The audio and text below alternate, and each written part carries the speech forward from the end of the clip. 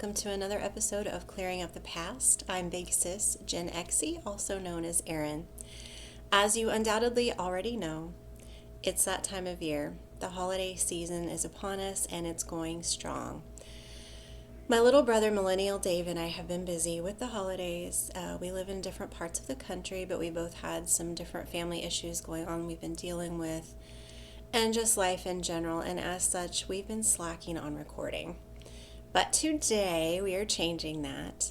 We are jumping on the Polar Express and talking about what is the epitome, in my opinion, of nostalgia, and that is holiday movies and holiday TV specials. So more specifically, we're going to dial it back to my childhood in the 80s and talk about Christmas movies of that era.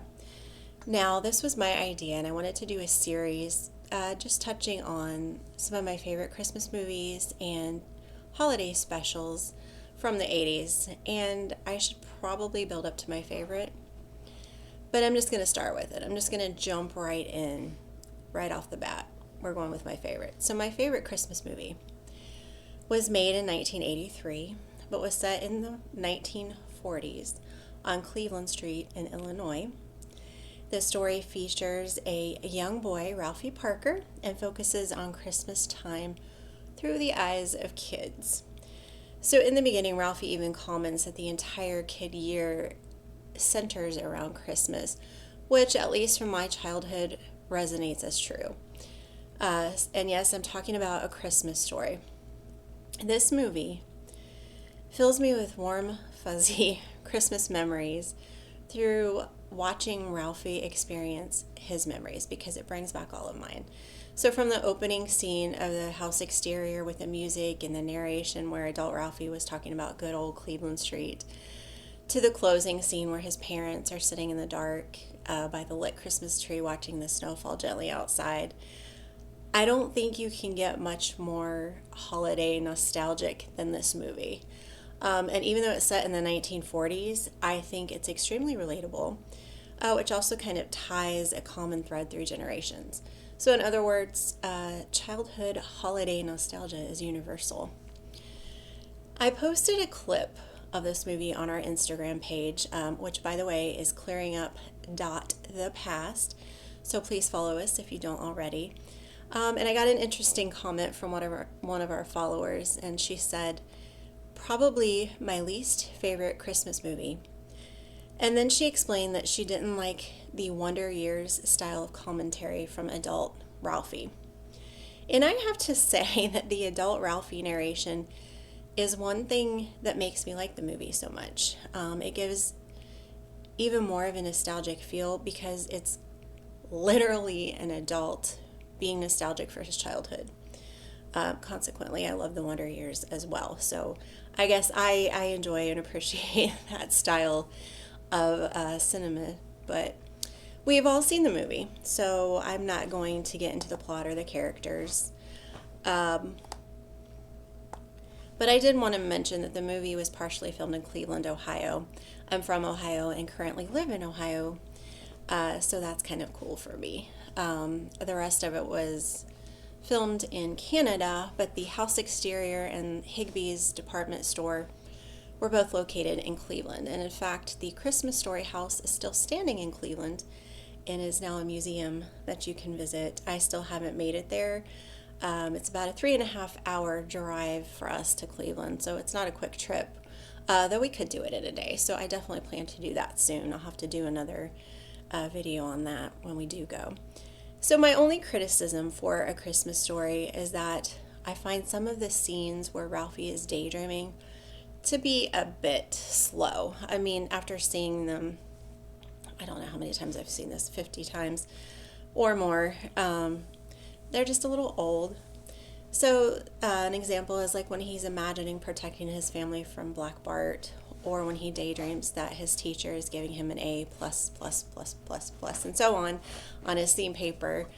I do understand their relevance to the movie, and I understand that it shows how the mind of a child works. So I don't dislike these scenes altogether.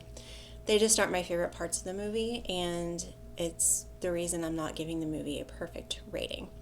Another thing that I want to note is that I did not see this movie as a child, which is interesting. I don't remember how old I was when I first saw it, probably in my teen years, and I'm not sure why I didn't see it in the 80s when it originally came out when I was a kid. So I'll be interested to know, David, when you first remember seeing A Christmas Story. Other than those daydreaming scenes being a little bit boring for me, this movie ticks all of the boxes. I can watch it over and over and over again, and I do. Every year when it's on for 24 hours, I have it playing in the background as I wrap gifts or do other last minute Christmas stuff. It's like having an old friend there with me. So, everything considered, I give this movie a rating of 97 out of 100. It's really high up there for me. So, David, what is your opinion of A Christmas Story? Oh, hi. You seem to have caught me in my Christmas jammies. How embarrassing for you.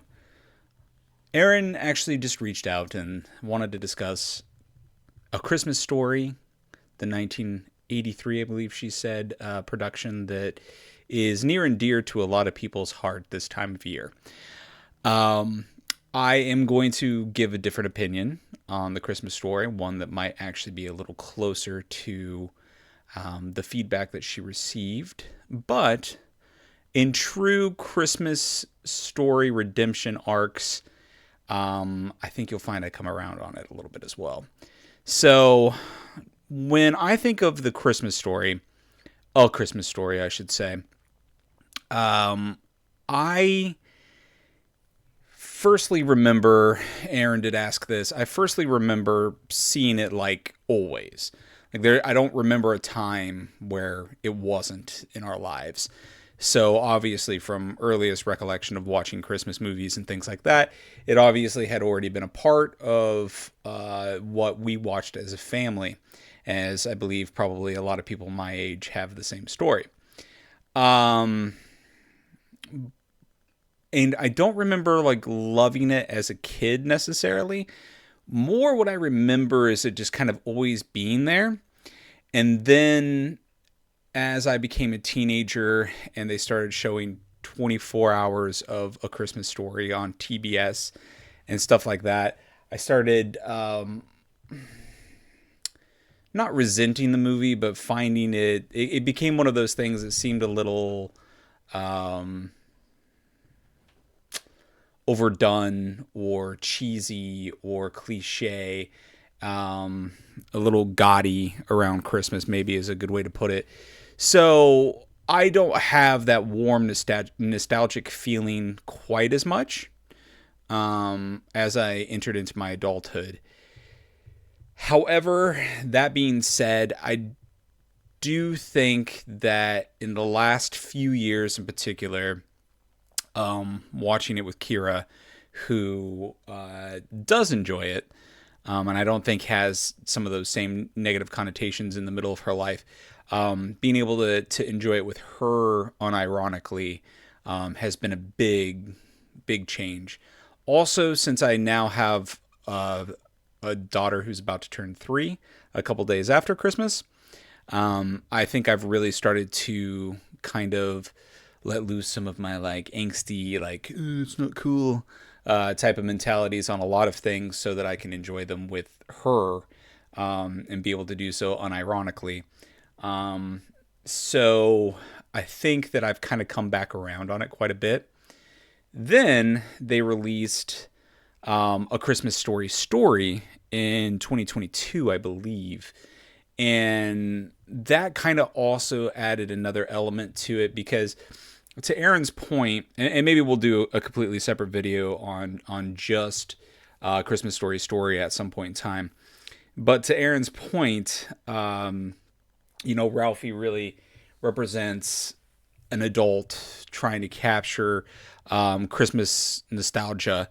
And then A Christmas Story is literally him doing that again, but like you see it from the perspective of the adult.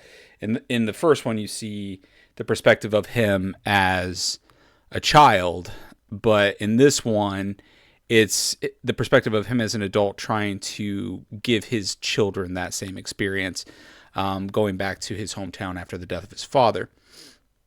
And I relate to that, I think, a little bit more now, maybe, especially since what I just said about having a daughter now. I like to see that returning because I've lived in North Carolina for most of pretty much my entire adult life. And so I always return home for Christmas. So that aspect of it is also kind of near and dear to me. This all has a point back to A Christmas Story, I promise. But to see him trying to go back and capture those nostalgic moments and pass them on to his children, somewhat successfully, somewhat not successfully, is something that I'm currently living and know I will be for the next coming, however many years. So I can relate to that, which then, of course, seeing him with Flick and his other friend, Stinky. That's not Stinky, whatever his name is. Seeing him with those friends from the original, and they're still kind of in the town and stuck there, really kind of brought it back to me a little bit more, to the point where I wanted to kind of even more lean into A Christmas Story and enjoy that as well. So I get the criticisms that some people have of this movie. Even Erin, the flashbacks are a little dated, a little weird. And it is interesting what they do with those kind of flashbacks in the A Christmas Story. They make it much less shooting people with BB guns and much more throwing snowballs. But they did a really good job, and I thought they captured the original feel of the movie pretty well. But I definitely understand that the narration from Ralphie, I think, is beautiful. I like that. I always like for example, 8-Bit Christmas is another pretty big movie in my repertoire just in these last couple of years since it came out. And that really encapsulates my childhood, since it is a flashback to the 80s and wanting to get a Nintendo. And video games are obviously a very important part of my childhood. So, but that is also very similar. He's telling his daughter a story, and so it's got that adult narration over a childhood experience. So I like that as well. I like the Wonder Years as well, which Erin referenced that it's kind of similar to. So all in all, I think I just kind of swang that pendulum back and forth pretty hard. To it has just always been there, to it kind of annoying the crap out of me, to coming back around on it and enjoying it on a different level now that I'm a wizened old man. So yeah, I'm not going to give it as good a score as Erin gave it. It is nostalgic. I love the music. There are certain moments in that movie that are just, iconic and make me think of Christmas as well. Or when I think of Christmas, I think of them. But ask me 8 years ago, I probably would have given this a lower score than this, but I'm going to give it an 82. Not just because that's the year I was born and the year before the movie came out, but because that's my legitimate score, I think. Maybe just an 80. Actually, I'm going to change it. I think it's just an 80. Sorry, Erin. Love you. Merry Christmas. Happy holidays. Happy Hanukkah. Kwanzaa. The other ones. Enjoy. Spend time with your families. Be happy. I've been Millennial Dave. I can never say that for some reason, but that's me.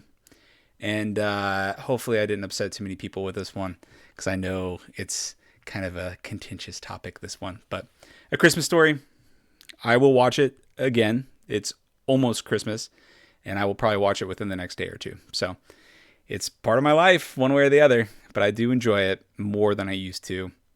Giving it an 80. Thank you once again for listening to Clearing Up the Past, or watching Clearing Up the Past. I've been David Musgrave, Millennial Dave, and I'll talk to y'all later. Bye, Erin. Actually, I'll see you soon.